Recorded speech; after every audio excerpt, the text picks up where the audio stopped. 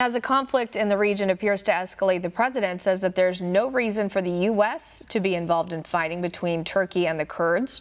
One America's Marty Golingan has the latest. So it's a very semi-complicated, not too complicated if you're smart, but it's a semi-complicated problem. And I think it's a problem that we have very nicely under control. President Trump has no regrets about his decision to pull U.S. troops out of northeastern Syria. During the joint press conference with his Italian counterpart, the president said he was not surprised by Turkish President Erdogan's incursion into the region.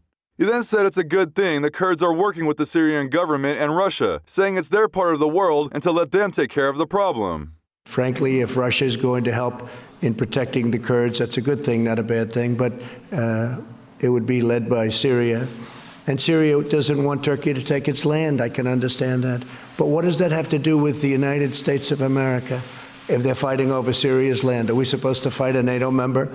The president also said the operation is no longer of U.S. concern, doubling down on his campaign promise to bring the troops home and not get America involved in any more forever wars. He also acknowledged the thousands of U.S. soldiers who were recently deployed to Saudi Arabia to defend the kingdom against Iran. He added it's different this time because the Saudis are paying for U.S. protection.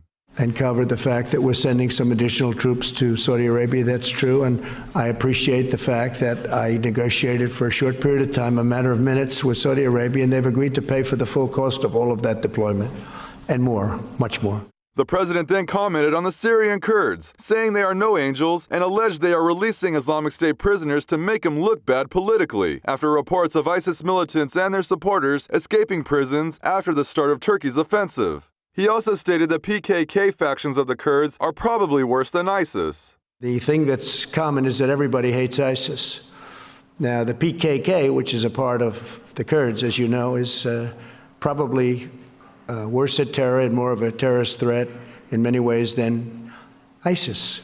This comes as Republican Senator Lindsey Graham continues to voice disapproval of the situation in Syria. In a series of tweets Wednesday, Graham said if the president makes any more comments of not being concerned about the Turkish operations, then Syria will be a disaster worse than Barack Obama's decision to leave Iraq. He also stated the president is undercutting what Vice President Mike Pence and Secretary of State Mike Pompeo are doing in Turkey this week as they seek a diplomatic way to end the conflict. I beg President Obama, listen to your commanders. You're going to unleash hell if you leave Iraq.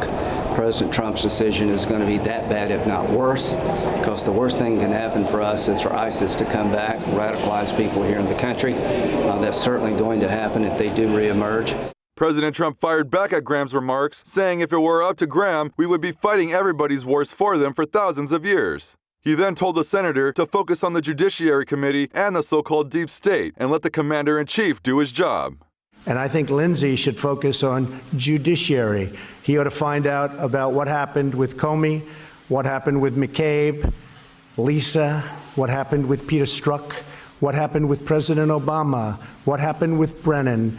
That's what Lindsey ought to focus on. Graham responded to the president, saying he will not be quiet on matters of national security. Other Republican senators are also starting to speak out more against the Turkish invasion of Syria. Utah Senator Mitt Romney criticized the president's remarks, saying the U.S. should be ashamed for abandoning the Kurds, adding it was very predictable to see Turkey was going to launch attacks once the U.S. presence was gone. And Florida Senator Marco Rubio voiced concern over the potential ethnic cleansing of the Kurdish people at the hands of the Turks and their allies in Syria. Rubio also dismissed the impact of U.S. economic sanctions on Turkey for the incursion, saying some of the damage done already in Syria cannot be reversed. Marty Golingan, One America News. Want to see more videos like this? Click on the link below and subscribe to One America News on YouTube, and call your cable provider and kindly demand that One America News is added to your lineup. Call and subscribe today.